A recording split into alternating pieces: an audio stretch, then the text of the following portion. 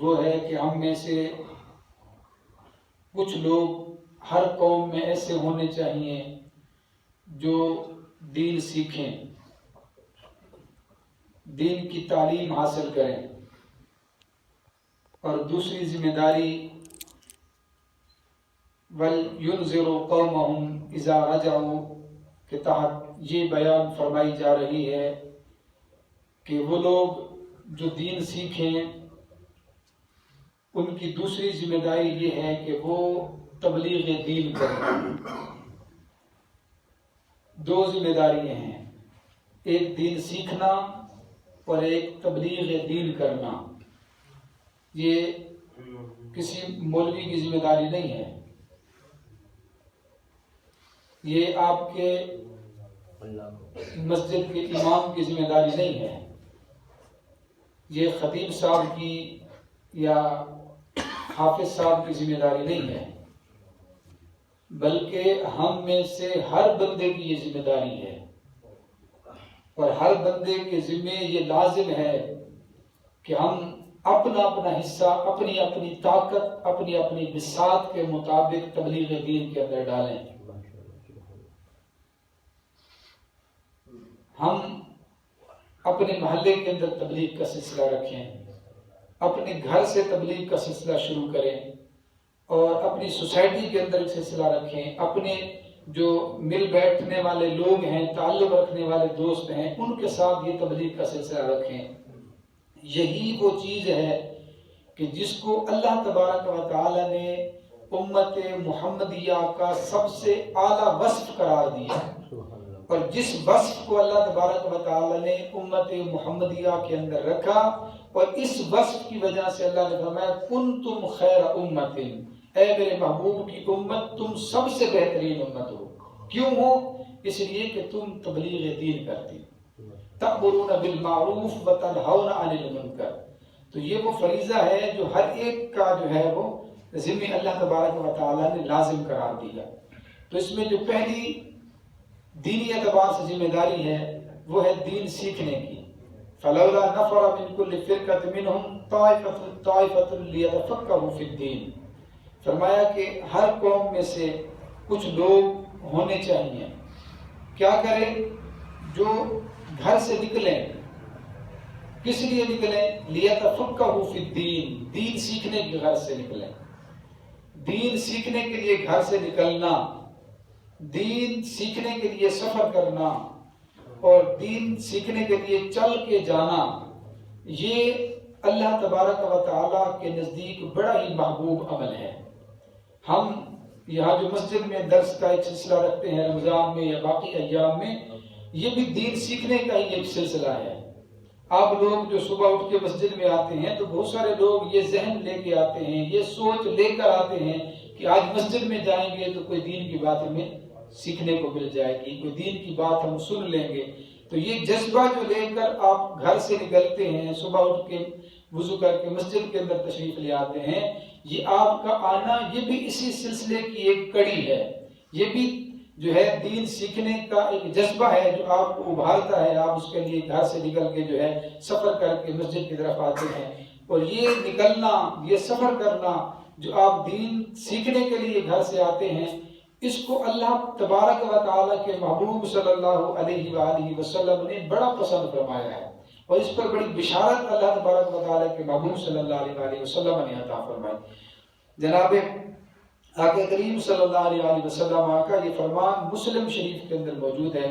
رسول اللہ صلی اللہ علیہ وآلہ وسلم نے فرمایا من سلک طریقا یلتمس فیہ علما، فرمایا جو بندہ کسی راستے پر چلا تاکہ اس راستے پر چل کے وہ علم سیکھے، دین سیکھے، دین کی احکام سیکھے۔ من سلک طریقا یلتمس فیہ علما، جو بندہ کسی راستے پر چل کے گیا تاکہ وہاں تک چل کے جائے اور دین سیکھے، فرمایا سہل اللہ لہ بہ طریقا الی الجنہ، یہ بندہ تو گھر سے چل کے مسجد کی طرف گیا تھا، یہ بندہ تو چل کے اپنے گھر سے تبلیغی مرکز کی طرف گیا تھا، اس مرکز کی طرف گیا تھا جہاں دین کی باتیں سیکھنا اس کا مقصود تھا، کسی مجلس علمی کے اندر گیا تھا، گھر سے چل کے گھر اور اپنے محلے سے اسی کی گلیوں سے گزرتا ہوا یہ مسجد مجلس علم کی طرف بڑھا تھا، لیکن اللہ تبارک و تعالیٰ کو اس بندے کا یہ عمل اتنا زیادہ محبوب ہے، فرمایا جس بندے نے دین کی خاطر سفر کیا اللہ تبارک و تعالیٰ سہل اللہ بہ طریقا الی الجنہ، اللہ اس کے لیے جنت کا راستہ آسان فرما دیتا ہے، جنت کا راستہ آسان ہوتا ہے۔ اس کو عام نہ سمجھا کریں، یہ جو آپ گھر سے چل کے آتے ہیں، مسجد میں آ کے دین سیکھتے ہیں، کسی بھی علمی مجلس کے اندر جا کے دینی گفتگو سیکھتے ہیں، علماء کے بیانات سنتے ہیں، یہ بہت بڑا کار خیر ہوتا ہے اور اس پر بہت زیادہ اجر و ثواب ملتا ہے۔ اس کو یوں نہ سمجھا کریں کہ شاید ہم وقت ضائع کر رہے ہیں، بلکہ یہ اتنا عظیم سرمایہ آپ اکٹھا کر رہے ہوتے ہیں کہ جس کی کوئی مثال اور کوئی نظیر شاید نہیں ملتی۔ آقا کریم صلی اللہ علیہ وسلم نے فرمایا کہ تم تو چل کے گھر سے مسجد کی طرف آئے تھے، تم تو ایک آسان رستہ چل کے آئے تھے، گلی بالکل صاف ستھری تھی، تمہارے رستے کے اندر کوئی دشواری نہیں تھی، لیکن تم یہ آسان سفر کر کے دین سیکھنے کے لیے آئے، اس آسان سفر کو تم نے طے کیا، اور دوسری طرف وہ راستہ جو پل صراط کا راستہ ہے، وہ راستہ جو بڑا مشکل راستہ ہے، وہ راستہ جو بال سے زیادہ باریک ہے، تلوار سے زیادہ تیز ہے، وہ راستہ اللہ تبارک و تعالی نے تمہارے اس تبلیغ دین سیکھنے کی وجہ سے، اس سفر کی وجہ سے اللہ تبارک و تعالی نے سہل اللہ وہ راستہ آسان کر دیا، وہ جنت کا راستہ تمہارے لیے آسان کر دیا۔ آقا کریم صلی اللہ علیہ وسلم نے گویا انسان کو خوشخبری دی، بندہ مومن کو خوشخبری دی کہ جو بندہ یہ چاہتا ہے کہ وہ جنت میں آسانی سے داخل ہو جائے اور پل صراط کو عبور کرتے ہوئے اسے کوئی مشکل پیش نہ آئے، اور جس کو اپنا جنت کے اندر ٹھکانہ اور گھر بنوانا ہے تو اس بندے کو چاہیے کہ وہ دنیا کے اندر علم دین سیکھنے کے لیے سفر کیا کرے، دین کے لیے جو ہے وہ سفر کیا کرے، دین خاطر نکلا کرے، تاکہ اس کے لیے جنت کا راستہ جو ہے وہ آسان ہو جائے۔ اور جنت کا راستہ بھی آسان ہوتا ہے اور انسان کو جنت کے اندر اللہ تبارک و تعالی گھر بھی عطا فرماتا ہے، اور صرف گھر نہیں بلکہ ایک حدیث میں آقا کریم صلی اللہ علیہ وسلم نے فرمایا جو بندہ تبلیغ دین کے لیے، دین کی فہم کے لیے، دین کو سیکھنے کے لیے سفر کرتا ہے، اللہ تبارک و تعالیٰ اس بندے کو اپنا جنت کا گھر ایسے دکھا دیتا ہے اور ایسی معرفت اس کو جنت کے گھر کی ہو جاتی ہے کہ دنیا کے گھر کو وہ بندہ اتنا نہیں پہچانتا جتنا جنت والے گھر کو پہچانتا ہے، یعنی اس کے لیے اس گھر تک پہنچنے کے لیے کوئی مشکل ہی نہیں رہے گی۔ اور پھر یہ اتنا بڑا عظیم عمل ہے کہ امام فخر الدین رازی رحمۃ اللہ علیہ اپنی تفسیر کبیر کے اندر فرماتے ہیں، آقا کریم صلی اللہ علیہ وسلم کی حدیث نقل کرتے ہیں، آپ فرماتے ہیں کہ من احب ان ينظر الى اتقاء اللہ من النار، کہ حضور نے فرمایا جو بندہ یہ چاہتا ہے کہ وہ ان لوگوں کی زیارت کرے جنہیں اللہ نے جہنم سے آزاد کر دیا ہے، جو بندہ ان لوگوں کو دیکھنا چاہتا ہے جنہیں اللہ نے جہنم سے بری کر دیا ہے، فَلْيَنْظُرْ إِلَى الْمُتَعَلِّمِينَ، تو اسے چاہیے کہ ان بندوں کو دیکھ لے جو دین سیکھنے کے لیے جاتے ہیں، جو دین سیکھنے اور سکھانے کے لیے بیٹھے ہوتے ہیں ان کی زیارت کر لے۔ تو جو ان بندوں کی زیارت کر لیتا ہے جو دین سیکھنے کی غرض سے سفر کرتے ہیں یا دین سیکھنے کی غرض سے بیٹھے ہوتے ہیں، تبلیغ دین کے لیے، فہم دین کے لیے بیٹھے ہوتے ہیں، ان کو دیکھنا، یہ فرمایا تم گویا ان لوگوں کی زیارت کر رہے ہو جنہیں اللہ تبارک و تعالیٰ نے جہنم سے بری فرما دیا ہے۔ اور ایک اور حدیث میں رسول کریم صلی اللہ علیہ وسلم نے قسم اٹھا کے فرمایا والذی نفسی بیدہ، فرمایا لوگوں اس رب کائنات کی قسم جس کے قبضہ قدرت میں مجھ محمد عربی کی جان ہے، فرمایا جس کے قبضہ میں میری جان ہے، اس رب ذوالجلال کی قسم، ما من متعلم یختلف الی باب عالم، فرمایا ہر وہ شخص جو دین سیکھنے کے لیے کسی عالم کے دروازے پر آتا جاتا ہے، یعنی کبھی آیا ہے دین سیکھنے کے لیے، پھر سیکھ کے چلا گیا، پھر پلٹ کے آیا، فرمایا ما من متعلم یختلف الی باب عالم، ہر وہ شخص جو دین حاصل کرنے کے لیے کسی عالم کے دروازے پر آتا جاتا ہے، الا كتب اللہ له بكل قدم عبادت سنۃ، فرمایا اللہ تبارک و تعالیٰ کو اس بندے کا یہ عمل، یہ آنا جانا اتنا زیادہ محبوب ہے، اتنا زیادہ پسند ہے کہ اللہ تبارک و تعالیٰ اس کے اٹھنے والے ہر قدم کے بدلے میں اس کے لیے سال کی عبادت کا ثواب عطا فرماتا ہے. ہر ایک قدم کے بدلے میں اس کے لیے ایک سال کی عبادت کا ثواب اللہ پاک عطا فرماتا ہے. اب آپ اندازہ کریں کہ کتنا بڑا عمل ہے جو ہم اور آپ جو ہے نا وہ اس کو سستی اور کاہلی کی وجہ سے چھوڑ دیتے ہیں, نیند کی وجہ سے چھوڑ کے چلے جاتے ہیں. یہ اتنا عظیم عمل ہے کہ جس کی طرف اٹھنے والے ایک قدم کے بدلے میں اللہ پاک سال کی عبادت کا ثواب عطا فرماتا ہے. اور پھر آگے رسول کریم صلی اللہ علیہ وسلم نے مزید ارشاد فرمایا صرف یہ نہیں کہ اس کو سال کی عبادت اور بندگی کا ثواب ملا, بلکہ بنا لہو بکل قدم مدینۃ فی الجنہ. اللہ تبارک و تعالیٰ فرشتوں سے حکم فرماتا ہے کہ میرے فرشتوں, یہ بندے جو دین سیکھنے کے لیے آئے ہیں, یہ بندے جو گھر سے نکلے, سفر کیا, دین سیکھا, ان بندوں نے گھر سے لے کے مرکز دین اور مجلس دین تک جتنے قدم اٹھائے, ان کے اٹھائے جانے والے ہر قدم کے بدلے میں جنت میں ان کے لیے ایک شہر آباد کر دو. جنت میں شہر آباد کر دو, گھر نہیں بلکہ ہر قدم کے بدلے میں ان کے لیے جنت کے اندر ایک شہر جو ہے وہ آباد کر دو. اور پھر فرمایا یہ اتنے خوش بخت لوگ ہوتے ہیں کہ جب یہ سفر کر کے زمین پر چلتے ہوئے مجلس دین کی طرف آتے ہیں, مجلس علم کے اندر آ کے بیٹھتے ہیں, تو اللہ تبارک و تعالی زمین کو حکم دیتا ہے, جس زمین پر یہ چل کے آتے ہیں, قدم اٹھا کے آتے ہیں, زمین پر جتنے قدم رکھ کے یہ مسجد تک یا مجلس علم تک پہنچتے ہیں, مرکز علم تک پہنچتے ہیں,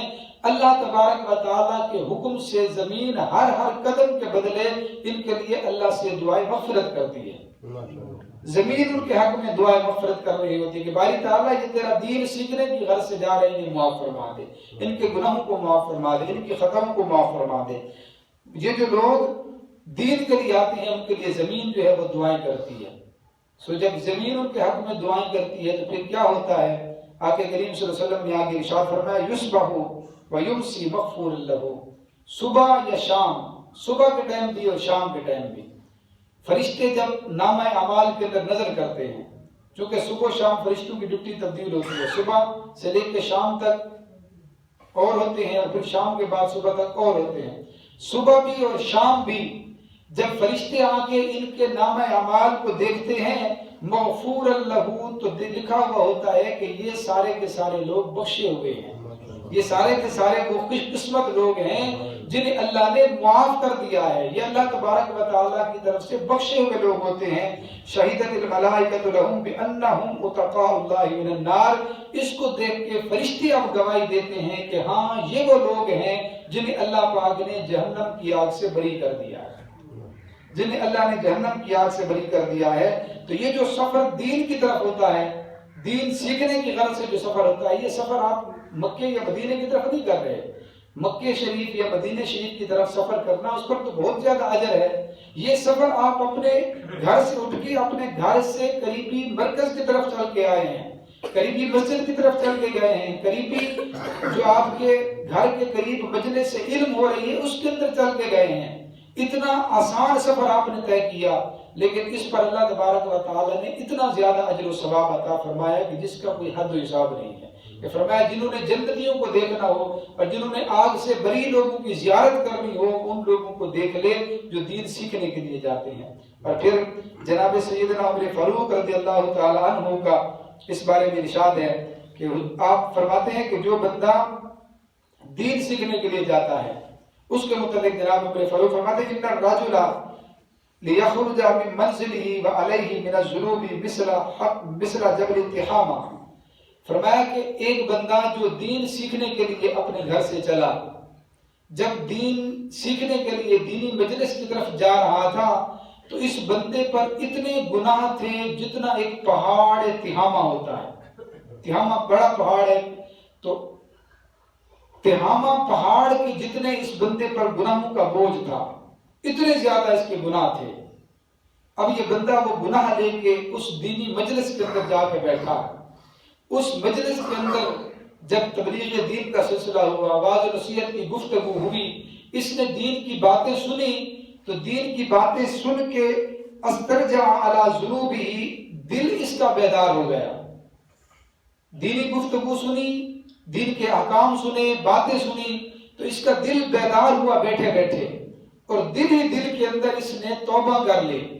دل ہی دل میں اس نے کہا کہ میں تو بڑے بھاری گناہ لے کر آیا ہوں، میرا رب تو بڑا ہی رحیم ہے،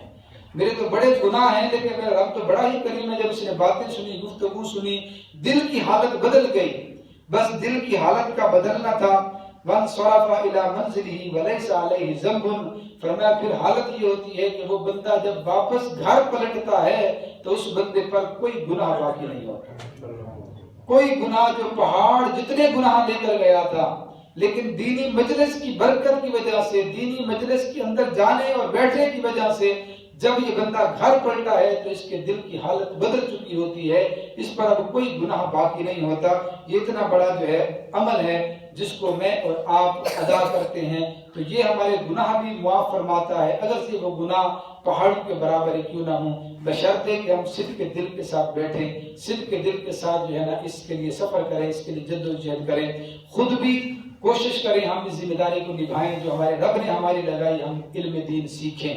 اور اپنے بچوں کو بھی دین سکھائیں۔ ہم اگر دین سیکھیں گے نہیں تو پھر تبلیغ دین کس طرح کریں گے؟ تبلیغ دین ہم میں سے ہر ایک بندے کا دوسرا فریضہ ہے۔ پہلا یہ ہے کہ ہم خود دین سیکھیں، ہم دین کے احکام سیکھیں۔ آج ہمارے نوجوان دین سے دور ہیں، آج ہمارے گھروں کے اندر جو ہے وہ معاشرتی اعتبار سے جو ایک خرابی ہے، گھروں کے اندر جو جھگڑے ہیں، جو فتنے اور فساد ہیں، جو بچے جو ہے والدین کی قدر نہیں کرتے، اپنے عزیز و اقارب کا جو ہے وہ احترام نہیں کرتے، بڑوں کا احترام نہیں ہے، چھوٹوں کے ساتھ شفقت نہیں ہے، ہم جو ایک دوسرے کے حق کو پامال کر رہے ہیں، یہ اس لیے ہے کہ ہم نے دین سیکھا ہی نہیں ہے۔ ہم ایک دوسرے کو حق دینے کی طرف آمادہ ہی نہیں ہے۔ ہمیں صرف ایک جملہ آتا ہے کہ یہ میرا حق ہے، میرا حق ہے، میرا حق مجھے کیوں نہیں دیا گیا۔ ہم یہ نہیں سوچتے کہ ہم نے کتنوں کے حق دینے بھی ہیں، اور یہ تب ہمیں معلوم ہوگا جب ہم دین کو سیکھیں گے۔ دین ہمیں بتائے گا کہ ہم نے کتنے لوگوں کے حق دینے ہیں اور کتنوں سے ہم نے حق لینے ہیں۔ جب ہمیں پتہ ہوگا کہ حق دینے کیا ہیں اور لینے کیا ہیں